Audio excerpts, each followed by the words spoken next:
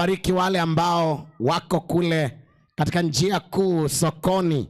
Mungu awabariki, muendelee kupata wateja na muendelee kuuza bidhaa zenu mkiwa mnasikiliza neno la uzima. Asante sana kwa ajili ya kundi kubwa, umati wa watu ambao wamefanikiwa kuja hapa leo na kujifunza neno la Bwana. Jina la Bwana lipewe sifa sana. Namshukuru sana daktari na mchungaji Clifford kwa wema wake na kundi lake walioweza kutufikia. Mungu awabariki sana. Mungu mwema awabariki. Asante sana kwa ajili ya kwaya inaitwa Heavenly Echoes, Heavenly Heralds. Mungu awabariki sana, all the way from Kisii. Wameweza kuja ili kugrace, kuleta neema katika mkutano wetu. Ninawaomba Heavenly Heralds, Mungu awabariki sana. Asanteni kwaya za Kenyenya kwa kuendelea kwa mbaraka mkubwa hapa, na tunasema Mungu awabariki sana. Mungu awabariki sana. Jioni ya leo nilikuwa niendelee na series ya wito wa kuelekea Kanaani, lakini tutaendelea nayo siku ya kesho. Leo natamani niunge mkono hotuba iliyotoka nyuma ambayo tunataka tuwekee uzito wake na kubarikiwa pamoja na mtumishi Robinson. Ndugu yangu, Mungu akubariki sana.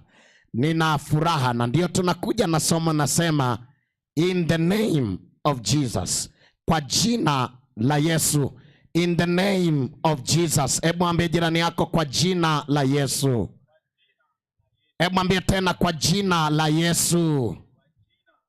Ninaomba uende pamoja nami hatua kwa hatua, just steps by steps, na Mungu anataka aseme pamoja nawe tena. In the name of Jesus. Ninaomba twende kile kitabu cha Biblia, kitabu cha Matendo, the book of Acts, chapter number 3, verse 1 to 10.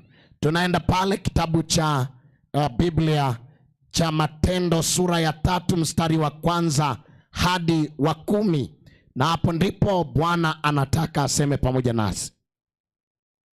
Biblia takatifu inasema, basi Petro na Yohana walikuwa wakikwea pamoja kwenda hekaluni. Sawa. Saa ya kusali saa 9. Na mtu mmoja aliyekuwa kiwete toka tumboni mwa mamaye, alichukuliwa na watu, akachukuliwa na watu, ambaye walimweka kila siku katika na hao mlango wa watu hekalu, wakamweka kila siku katika mlango wa hekalu huitwao Mzuri. Huo mlango unaitwa mlango mzuri, ili aombe sadaka. na kazi yake ilikuwa kwamba anakaa pale aombe sadaka kwa watu waingiao ndani ya hekalu, kwa watu wanaoingia ndani ya hekalu. Mtu huyu, sawa, akiwaona Petro na Yohana, sawa, wakiingia hekaluni, msomaji kanyaga twende, aliomba apewe sadaka. Ndio. Na Petro akimkazia macho pamoja na Yohana akasema, tutazame sisi. Tutazame sisi. Akawaangalia, akitarajia kupata kitu kwao, akatarajia apate kitu kwao. Lakini Petro akasema, mimi sina fedha, wala dhahabu, wala tena sina dhahabu, lakini nilicho nacho ndicho nikupacho. Kwa jina la Yesu Kristo wa Nazareth. Simama uende. Rudia tena pale. Kwa jina la Yesu Kristo wa Nazareth. Simama uende. Simama uende. Akamshika mkono wa kuume, akamuinua. Mara nyayo zake na vifundo vya miguu yake vikatiwa nguvu. Akaondoka upesi, akasimama, akaanza kwenda, akaingia ndani ya hekalu pamoja nao. pamoja nao, akienda akirukaruka na kumsifu Mungu. Watu wote wakamwona akienda akimsifu Mungu, wakamtambua kwamba ya kuwa yeye huyu ndiye aliyekuwa kiwete na kuomba sadaka. Sawa. Penye mlango mzuri wa hekalu. Ndio. Wakajawa kushangaa. Wakastaajabia mambo yaliyompata. Ninaomba Bwana akusaidie kuelewa hotuba hii. Kwa jina la Yesu. Petro na Yohana walikuwa na desturi ya Kiyahudi ya kwenda kuomba, na walikuwa wanaenda saa 9 wanaenda kuomba. Ninaomba niseme na kundi la watu waliokuja katika hotuba siku ya leo, na ninaomba nikuulize, mbona unampenda Mungu lakini huna muda na Mungu? Mbona unasema unampenda, mbona hauna muda na yeye? Naomba nikuulize, what is your best time of reading the word of God? Muda wako sahihi wa kusoma neno la Mungu huwa ni saa ngapi? Huwa unasomaga neno la Mungu saa ngapi? Lakini swali la pili, at what time do you pray? Nimewaona Wakristo wengi wanategemea maombi wanayoweza kupewa, ila wao wenyewe hawana muda na maombi. Nimewaona Wakristo ambao wanangojea kusomewa neno, waingie YouTube, waende TikTok, waende Facebook, waende kwenye mitandao ya jamii, wasomewe Biblia, wapewe maneno, ila they don't have their own time to read the Bible. Ninamwona Petro na Yohana, sio tu kwamba ni wanafunzi, sio tu kwamba ni mitume, ila wana muda na Mungu wao. They have time to read the Bible. They have time to pray. They have time to inculcate. They have the best time with their Lord. Ninawaomba na ninaomba tena niwaombe, usitembee, usiwe Mkristo ambaye asubuhi inafika unaondoka kama kuku wanavyotoka. Hata hivyo kuku wanaimba, hata ndege wanashangilia. Usiwe Mkristo ambaye unaanza siku bila Mungu na unamaliza siku bila Mungu. Ninaomba niwatie moyo wana Kenyenya, there is power in prayer. There is power in reading the word. There is power in prayer. Kuna nguvu katika maombi. Kuna nguvu katika neno lake. Ninaomba niwatie moyo, soma neno lake. Ninaomba nikutie moyo, pata muda wa kuomba. Ndio maana mwandishi mmoja ambaye ni nje ya Biblia anasema, watu wenye maombi ni watu wenye nguvu, na watu wenye nguvu ni watu wa maombi. Ninaomba nirudie, watu wenye nguvu ni watu wa maombi, na watu wenye maombi ni watu wenye nguvu. Maombi mengi, nguvu nyingi. Maombi kidogo, nguvu kidogo. Ninaomba nikutie moyo, anza kuwa mama wa maombi. Naomba nikutie moyo, endelea kuwa baba wa maombi. Naomba nikutie moyo, endelea kuwa kijana, endelea kuwa dada wa maombi. There is power in prayer. Ngoja nikwambie, mwandishi mmoja akasema, having time for prayers is not wastage of time. Kuwa na muda wa kuomba haupotezi muda. Lakini mwingine akaandika akasema, what you pray today might help you tomorrow. Unapoomba leo, na kile ulichoomba leo kinaweza kikausaidia kesho. Kwa sababu nyumba nyingi zimekosa maombi, kwa sababu watu wengi wamekosa maombi. Shetani anawavunja, shetani anawashambulia, wanapigwa vita kirahisi, wanaanguka. Nataka nikuambie tena, pata muda na Mungu wako. Petro na Yohana walipata muda na Mungu wao, and they were so strong, na wakawa imara, wakawa watu maana sana. Mama iliwa maana kuwa mama wa maombi, baba iliwa maana kuwa baba wa maombi. Kijana, unatakiwa kuomba. Watu wa maana na watakaoendelea kuwa wa maana ni wale ambao wanayapa maombi nafasi. Yape maombi nafasi. Lakini ngoja nikwambie, jambo la kwanza ambalo mlisikia hapo ni ya kwamba mahali na wakati sahihi ambao tunaweza kuwa strong, tunaweza kuwa imara, ni mahali pa kuomba. Na ndio maana tunasema sala kwako Bwana nitarudi, maana sumbuko la kuondoa shida zangu na pungufu, taabuni mara nyingi roho zetu zinapona, maana tukija kwenye saa ya maombi mambo yanabadilika. Jamani, Bwana asifiwe.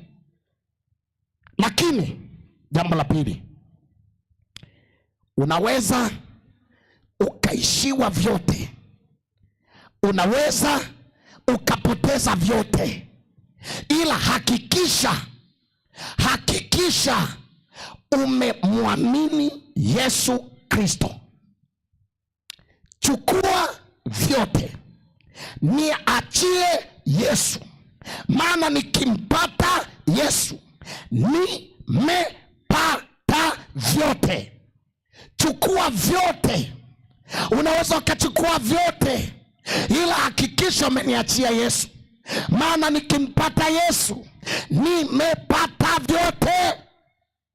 Petro na Yohana wakamwangalia yule kiwete, wakamwambia kiwete, hatuna kitu cha thamani, hatuna fedha wala hatuna dhahabu, hatuna cha kukupa ambacho ni cha thamani, ila wakamwambia tunalo tumaini moja tu na tuna ujasiri mmoja tu. Wakamwambia pesa hatuna, wakamwambia fedha hatuna, wakamwambia dhahabu hatuna.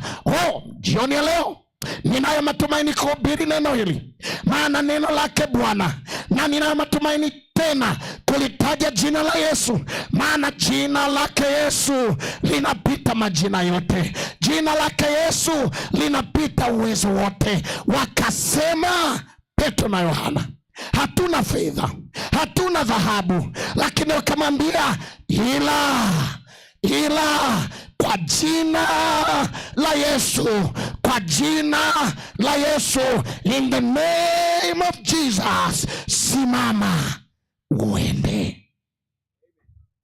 Nataka nikwambie, unaweza ukakosa kila kitu, ila ukipata ujasiri ya kwamba una Yesu, ya kwamba una Yesu, maisha bila Yesu ni bure kabisa.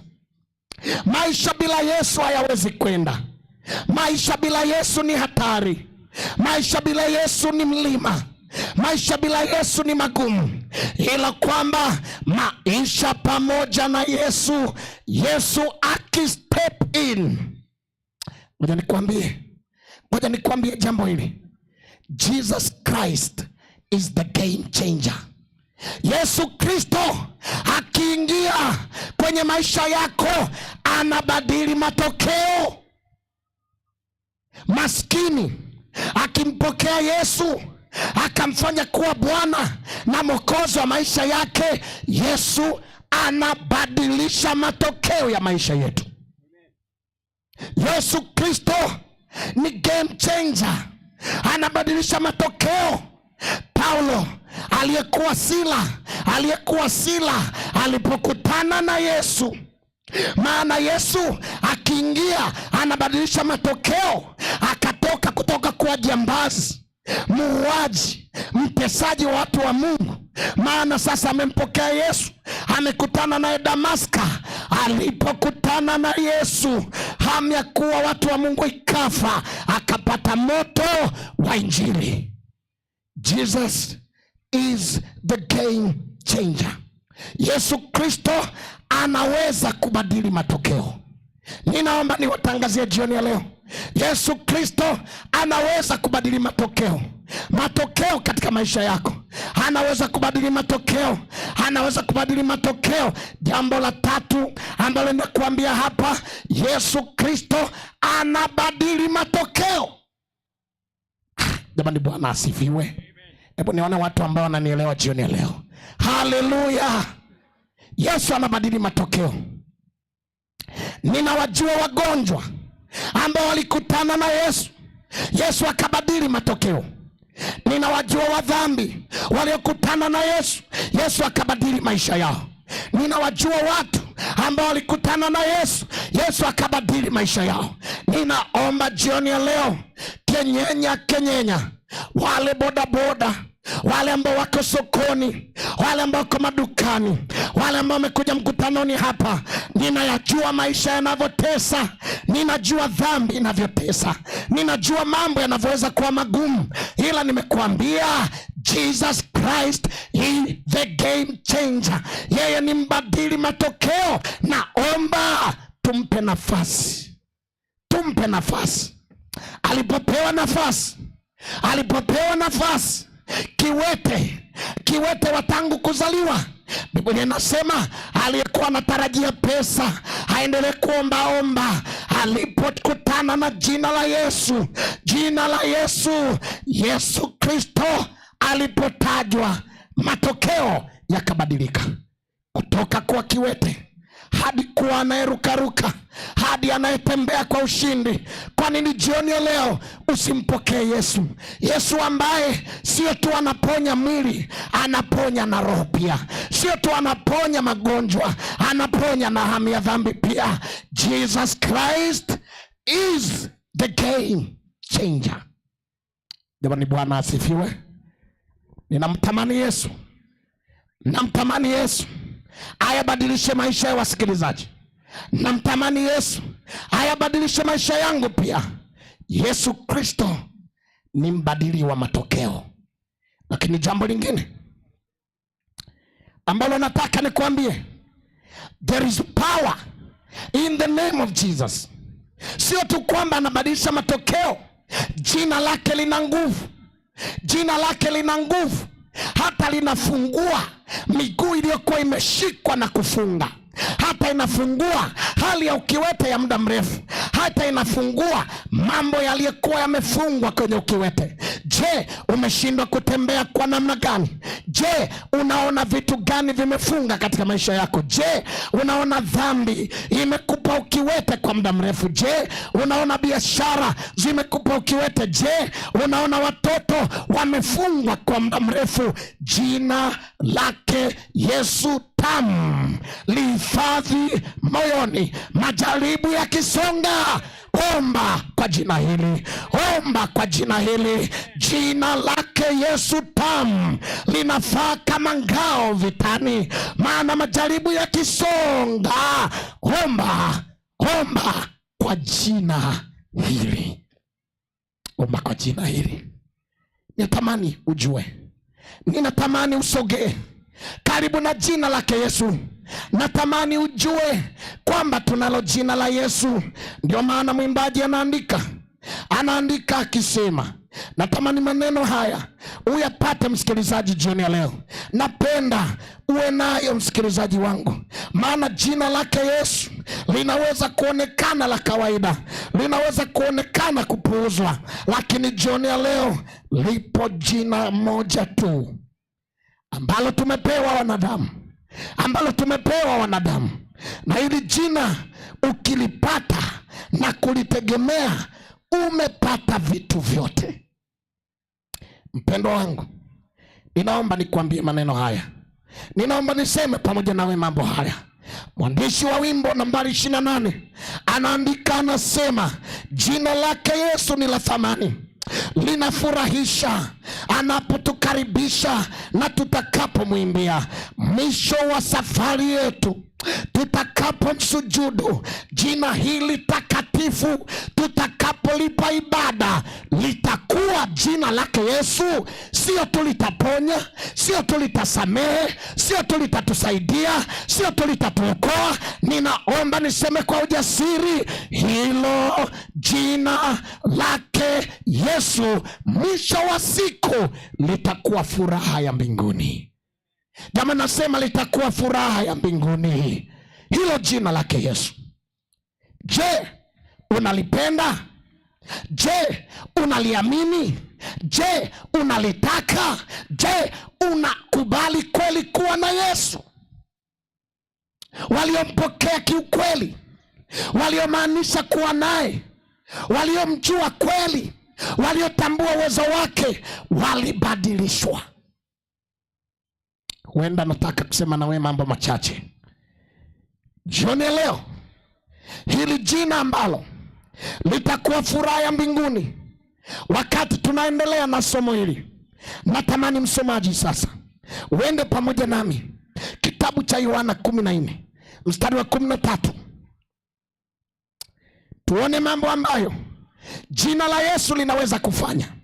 Tuone mambo ambayo jina la Yesu linaweza kufaa.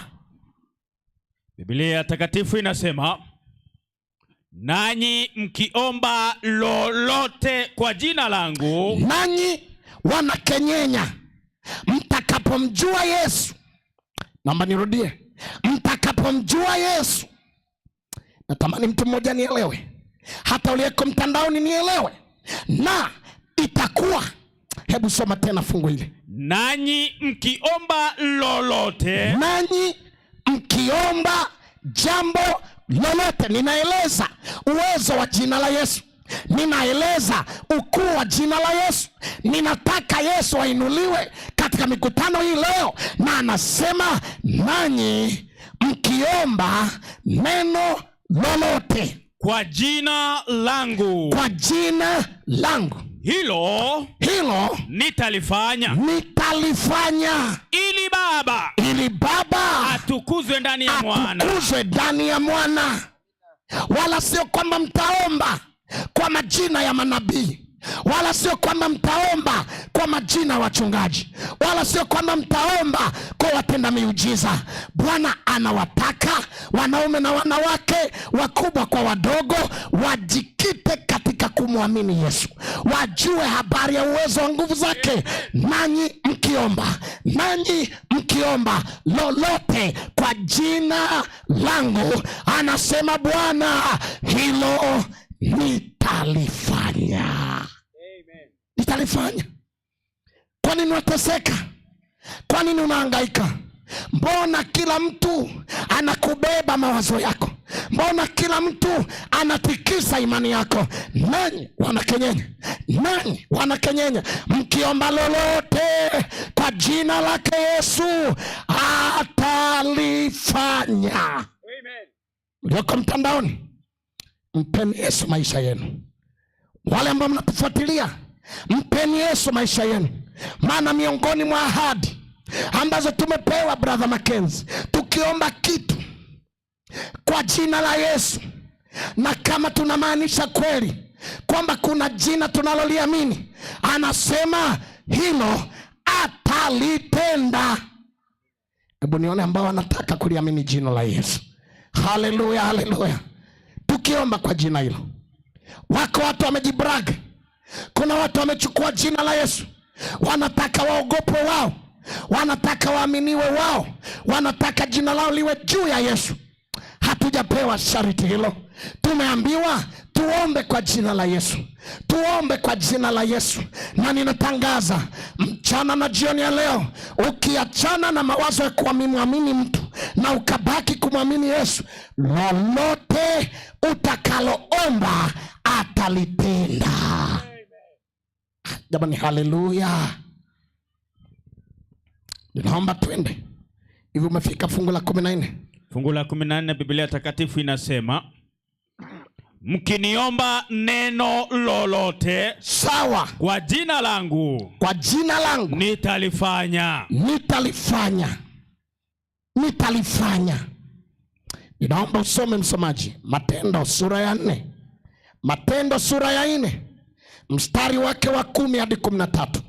Matendo sura ya 4 mstari wake wa 10 hadi wa 13. Biblia inasema, acha Biblia iseme, jueni nyinyi nyote na watu wote mlioko hapa, jueni jambo hili, Waisraeli, ya kuwa, na Waisraeli wakaambiwa ya kuwa, kwa jina la Yesu Kristo wa Nazareti. Hebu rudia tena maneno hayo. Kwa jina la Yesu Kristo wa Nazareti. Hebu tuseme wote, kwa jina la Yesu Kristo wa Nazareti. Kwa jina la Yesu. Hivi mbona nimeacha kuongea ili niwasikie? Hebu tuseme tena, kwa jina la Yesu Kristo wa Nazareti. Kumbe tunaenda sawa. Twende msomaji. Kwa jina la Yesu Kristo wa Nazareti. Ninasema tena, kwa jina la Yesu Kristo wa Nazareti, ambaye ninyi mmemsulubisha, na Mungu akamfufua katika wafu. Lakini huyo Yesu amefufuka katika wafu. He is alive. We preach and we are preaching. Tunahubiri habari za Yesu ambaye ameshinda kaburi. Mtume Muhammad sallallahu alaihi wasallam amelala kaburini mpaka leo. Waanzilishi wa dini mbalimbali wamelala kaburini mpaka leo. Lakini Yesu wetu anakenyenya, alikufa akafufuka. And because he lives, I can face tomorrow. And because he lives, all fear is gone. And because he lives, I can face tomorrow. Kama anaishi na kama yuko hai, anafaa kupewa ibada. Anafaa kutukuzwa. Achana na nabii tunakula managu. Achana na manabii wanakula obokima boburi. Achana nao, hao wanakufa. Ninamwinua Yesu. Anatawala, alikuwako, yupo, ataendelea kuwako. Na kwa jina la Yesu Kristo wa Nazareti, huyo tutapokea tunachotaka. Jamani, Bwana asifiwe. Jamani, Bwana asifiwe. Hebu nione watu wanaopunga mkono namna hii. Hebu mwambie jirani yako kwa ujasiri, kwa jina la Yesu. Tatizo nyie muongei. Nikisema muongee, mnaongea chini tu. Mwambie tena kwa ujasiri, kwa jina la Yesu. Aya, hebu mwambie tena, kwa jina la Yesu. Alafu uone kama na uchawi hajaanguka hapo alipokaa. Hebu mwambie tena, kwa jina la Yesu. Jamani, Bwana asifiwe. Jamani, Bwana asifiwe. Kwa jina la Yesu. Na ndio maana naambia uchawi wote waeke gusi. Jina la Yesu ni kubwa kuliko tu uchawi. Na ndio maana nikisimama, what makes me so powerful and what makes me so confident is when I mention the name of Jesus. Na nikilitaja, ujasiri unajaa. Maana kwa jina hilo mambo yote ni tambarare. It's okay with Jesus. It's okay with Jesus. Hujazaa kwa muda mrefu, it's okay with Jesus. Unapitia machozi makubwa, it's okay with Jesus. Unaona mambo yaendi, it is very okay with Jesus. Mpenda ndugu yangu Robinson jana akanukuu wimbo unasema, things are very better when the Lord stand on our side. Things are very better. Very better. Hebu soma ile fungu msomaji. Kwa jina hilo, mtu huyu anasimama ali mzima mbele yenu. Bwana, wewe leo, hebu jaza uzito hapo tena, rudi hapo nyuma. Soma ya mafungu tena. Biblia inasema, haya Makenzi rafiki yangu, kwa jina la Yesu Kristo wa Nazareti. Kwa jina la Yesu Kristo wa Nazareti, ambaye ninyi mlimsulubisha. Na Mungu akamfufua katika wafu. Bwana Mungu alimfufua. Kwa jina hilo, kwa jina hilo, mtu huyu anasimama ali mzima mbele yenu. Jamani, mtu huyu anasimama akiwa mzima. Ngoja nikwambie Robinson, Bwana ana mpango wa kukutumia. Utatenda mambo makubwa, lakini watu wakipona, wewe upungue, Yesu wetu aongezeke. Waambie watu, amepona huyu, amepona sukari, amepona HIV, amepona magonjwa haya, but not I. It is only Christ. Kwa jina la Yesu. Wako wapi wahubiri ambao wanataka kutenda makubwa, lakini baada ya Mungu kuwatumia wao watasaulika? Mungu wetu atakumbukwa. Ni kwa jina hilo la Yesu mambo yanabadilika. Na kutamkia kwa ujasiri, ikiwa umetembea kwenye mikutano hii, umefungwa na nguvu za giza, umeteswa kwa muda mrefu, achana na mlipuko wa Injili. Kaa na desturi, amua kuamini, got to believe. Acha kuogopa. Mwambie Yesu jioni ya leo, kwa jina lako Yesu, ninataka mambo yangu yabadilike. Unto your name of Jesus. Hebu malizie fungu hilo. Yeye ndiye jiwe lililolauliwa nanyi waashi. Bro, rudi tena. Yeye ndiye jiwe. Huyo Yesu huyo anatangazwa kama jiwe lile lililodharauliwa, ambalo lilidharauliwa na ninyi waashi. Wayahudi walimdharau, waashi wakamdharau. Wako watu wamemdharau, na Yesu alidharauliwa. Unajua ninachompenda Yesu, haogopi dharau. Ninachompenda Yesu, hasikilizi maneno. Ninachompenda Yesu, yeye anabaki kuwa mwema. Na tunasema the Lord is good all the time, and all the time the Lord is good. Amen. Hivi mpo kweli? Ama nirudie tena? Ndio maana tunasema Bwana ni mwema wakati wote, na wakati wote Bwana ni mwema. The Lord is good all the time, and all the time the Lord is good. Hakuna kitu kitakachoondoa wema wake. Hakuna mtu anayeweza kumwanzishia Yesu skendo na akachafuka. Marais wanaweza kuchafuka, wabunge wanaweza kuchafuka, watu mbalimbali wanaweza kuchafuliwa, ila nakwambia walijaribu kumchafua, ila Yesu hachafuki. Atabaki kuwa mwema, atabaki kuwa mwema. He is good yesterday, he is good today, he shall be good forever and evermore. Amen. Mungu wetu ni mwema.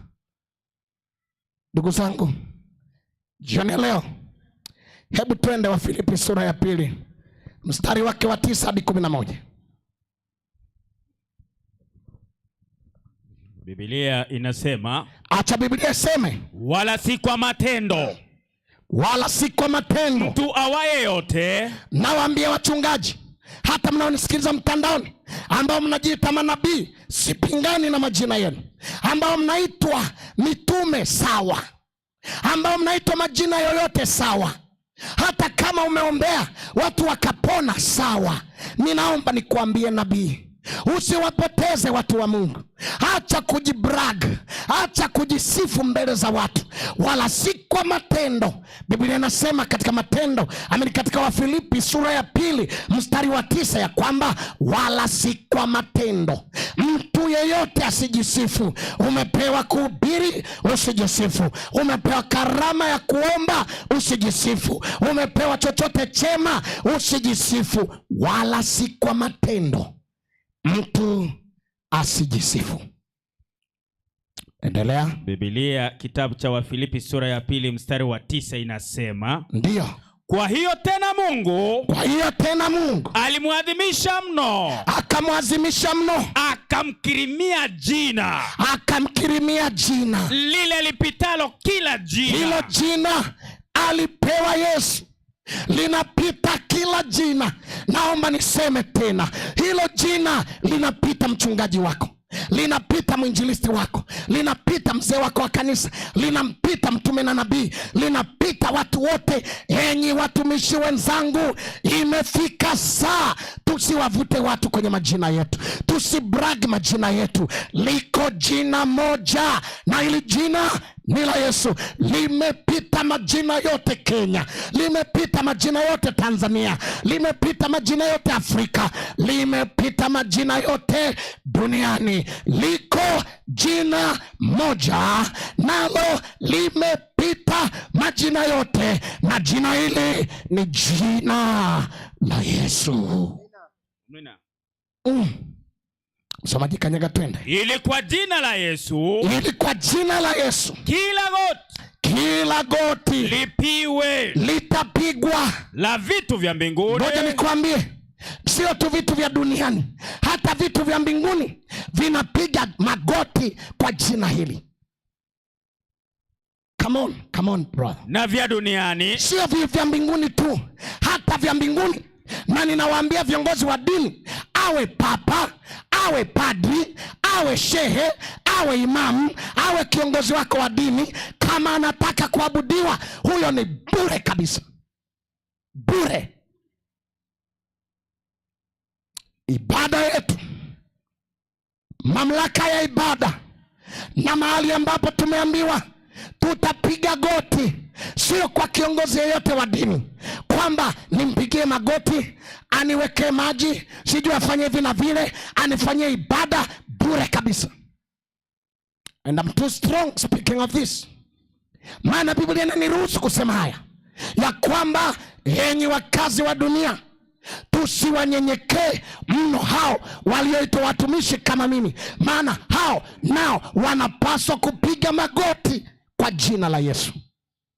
Mbingu na dunia, wote wakao duniani, tutapiga magoti kwa jina lake Yesu, kwa jina lake Yesu. Nasema tena, kwa jina lake Yesu. Kwa vitu vya mbinguni au vya dunia, tutapiga magoti yetu kwake.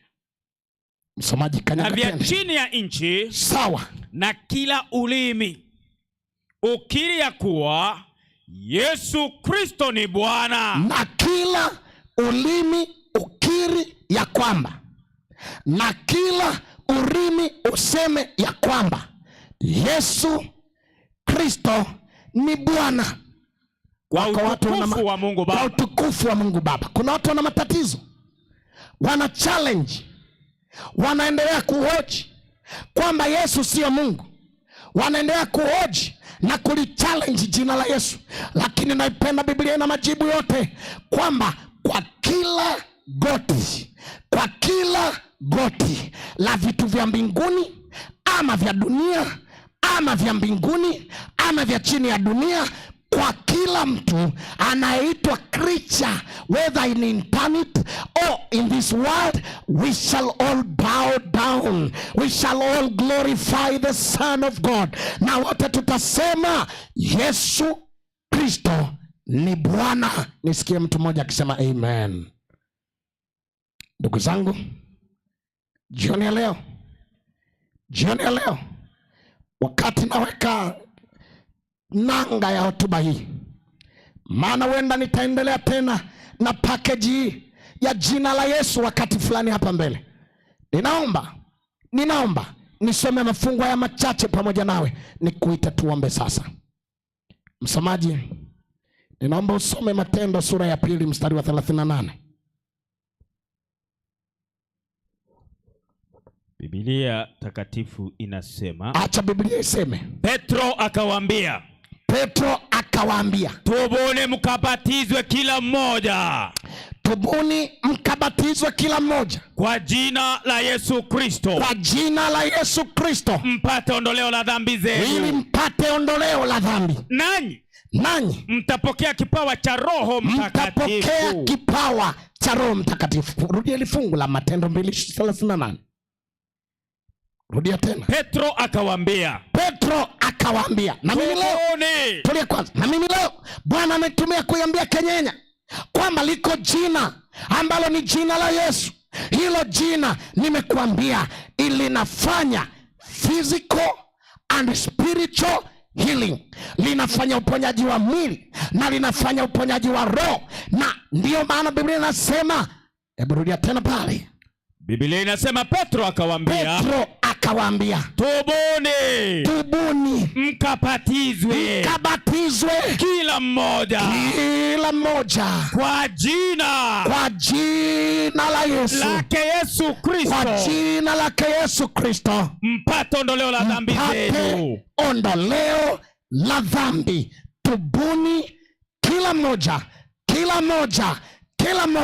uliyeko barabarani, uliyeko sokoni, uliyeko nyumbani, uliyeko hapa, ikiwa bado hujaweza kufika hatima ya kutubu na tena kubatizwa kwa jina la Yesu, Roho Mtakatifu hatamwagwa katika maisha yako. Tubuni basi, wasichana kwa wavulana, akina mama kwa akina baba. Hata kama ulirudi nyuma, lakini unasikia mikutano imerudi na unatakiwa utubu kwa jina lake Yesu, ubatizwe. Roho wa Mungu, Roho Mtakatifu ambaye Yesu alisema ninakwenda ila atamwagwa kwenu tena. Kubalini kwa jina hilo mpate ondoleo la dhambi zenu. Jamani, Bwana asifiwe. Ninapowaita sasa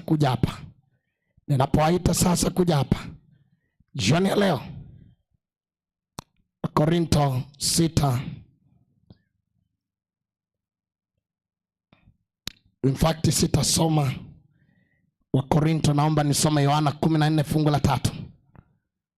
Ninapowaita sasa mje hapa mbele na solo artist wetu sasa, hawa choristers, naomba tuimbe wimbo namba 119 wakati vasi hii inawekwa, na ikiwalika watu wote. Sasa tutakuja kwa ajili ya maombi. Wakati tunasoma fungu hili, utaamua, utasikia wimbo na utainuka taratibu. Tuje tuombe and we call it a day. Naomba usome, msomaji. Biblia inasema, basi mimi nikienda, Yesu anasema basi mimi nikienda na kuandalia mahali, nitawaandalia mahali, nitakuja tena. Lakini mimi Yesu nitakuja tena, niwakaribishe kwangu, na nitawakaribisha kwangu, ili nilipo mimi nanyi muwepo. Nanyi wanakenyenya. Yesu anasema na nyinyi muwepo pale. Ni ahadi ya furaha kiasi gani baada ya tabu za muda kitambo, baada ya kujenga majumba, baada ya kusumbuka kulima, baada ya kusoma, baada ya kutafuta kazi, baada ya kuteswa kazini, baada ya mambo yote. Yesu anasema msikae hovyo hovyo, msikae bila matumaini. I am going to prepare a place, for in my Father's house there are many mansions, and if it could not be so, I could have told you. And therefore I am going, and I will come back and take you home, that where I am you shall also be there. Na ninaomba niwaambie, Yesu anakuja. Kwa jina hili tutapiga magoti mbele zake. Vitu vya mbinguni, vya dunia na vitu vya chini ya maji vitakiri vikisema, huyu ndiye Mwokozi wetu Yesu tuliye mngoja. Wangapi wanasema jioni ya leo, Yesu, ninaomba niliamini jina lako, na kwa jina la Yesu magonjwa, shida, dhambi, chochote, lakini kwa jina hili ambalo kwalo tutaokolewa. Maana anasema Biblia, hakuna jina jingine litakalo tupa wokovu ila ni jina la Yesu. Kwa nini usisimame mahali ulipo? Na tuanze kusogea. Mwimbaji sasa imba namba 119. Yesu anasema, tukiwa tunatembea, wewe una nguvu, kesha ukaombe na sing it powerful.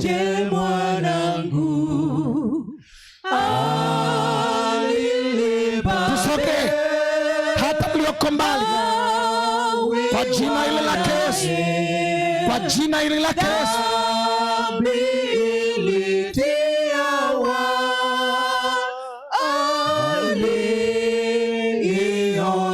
aliondoa. Bwana, nimeona uwezo wako tu. Watoto tusogea hivi.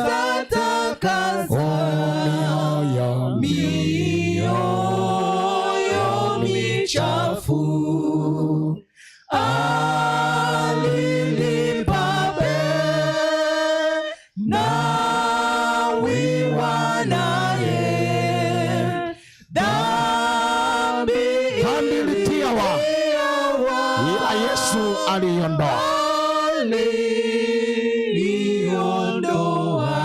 Bwana, nimeona uwezo wako tu. Sina kitu chema kudai neema, hivi nitafua mavazi kwa damu. Alilipa bei. Jesus paid it all. Nawiwa naye. Dhambi ilitiwa,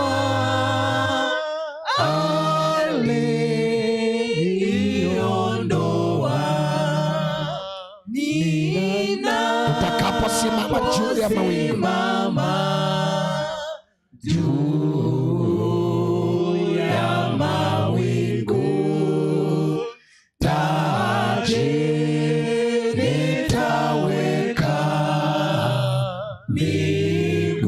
miguuni pa Yesu. Alilipa bei, nawiwa naye. Dhambi ilitiwa,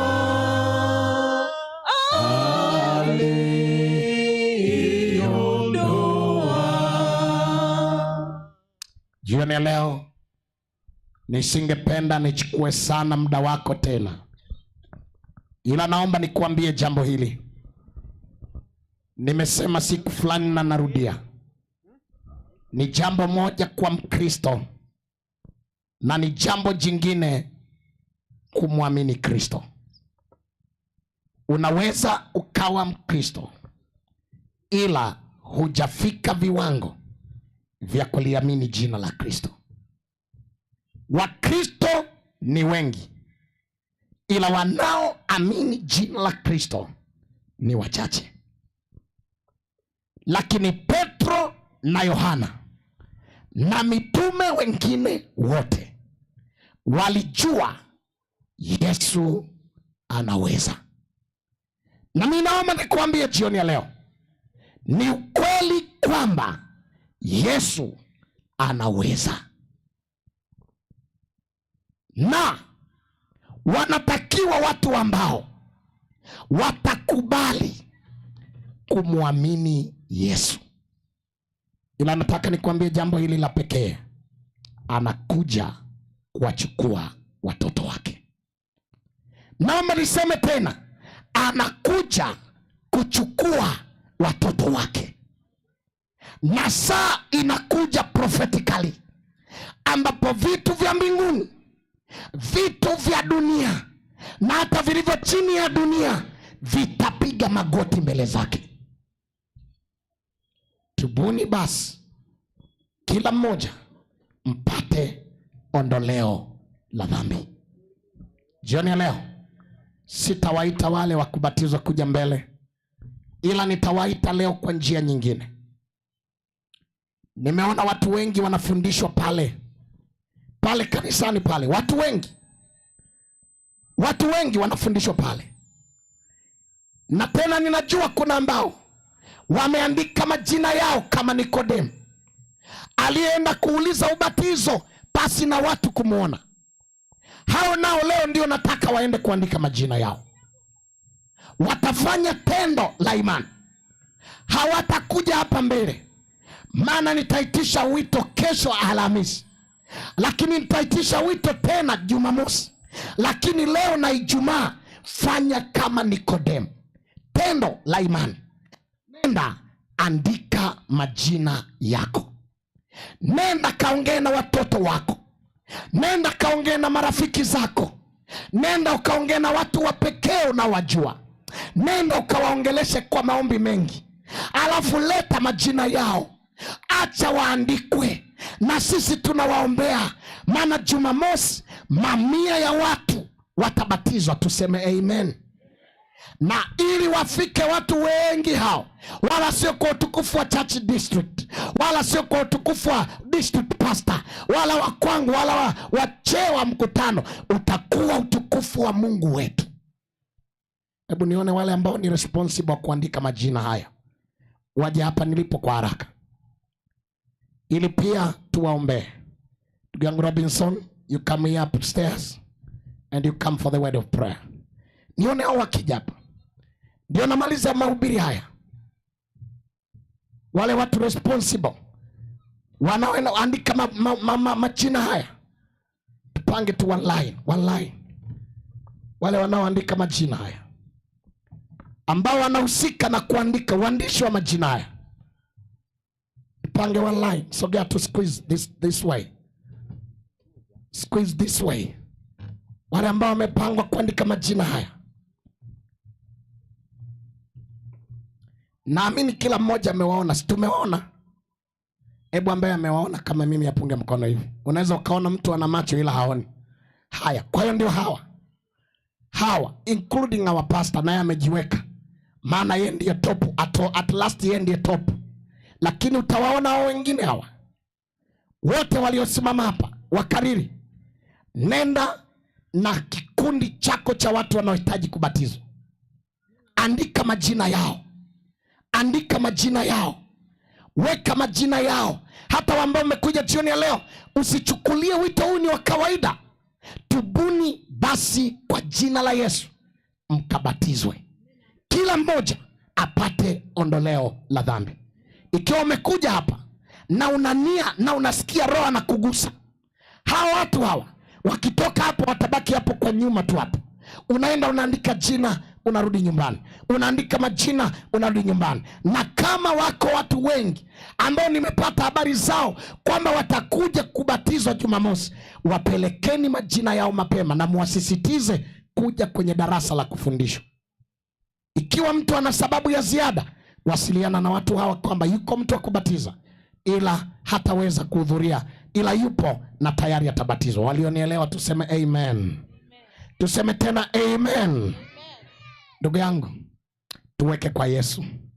Watu hao nawaona hawaji tu kwa sababu wanapenda, wanatamani huyo Yesu tunayemhubiri alete badiliko la kipekee katika maisha yao. Nami ninawaambia watu wa Kenyenya, kwa upendo ambao mmempa Bwana tangu tumeanza mpaka leo, atakutana na maisha yenu. Nasema tena, atakutana na maisha yenu. Hebu tushangilie tuseme amen. Ni kwa jina hilo la Yesu mambo yatabadilika. Karibu ndugu yangu, na tukiwa tumefumba macho, ninaomba tukiwa tumefumba Yesu wako akuguse, na utaimbisha tu chorus hilo kwamba alilipa bei. Kila mmoja akiwa amefumba macho, kila mmoja akiwa amefumba macho, na ndipo tunapewa ombi la kipekee. Alilipa bei na wiwa naye, dhambi ilitiawa,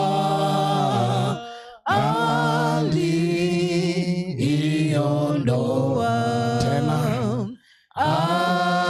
alilipa Yes, Jesus. Yes, Jesus. na wiwa naye, dhambi ilitiawa,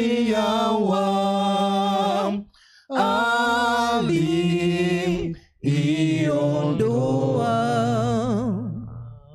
Sina kitu chema kudai neema, hivi nitafuata mavazi kwa damu, alilipa bei na wiwa naye, dhambi ilitiawa,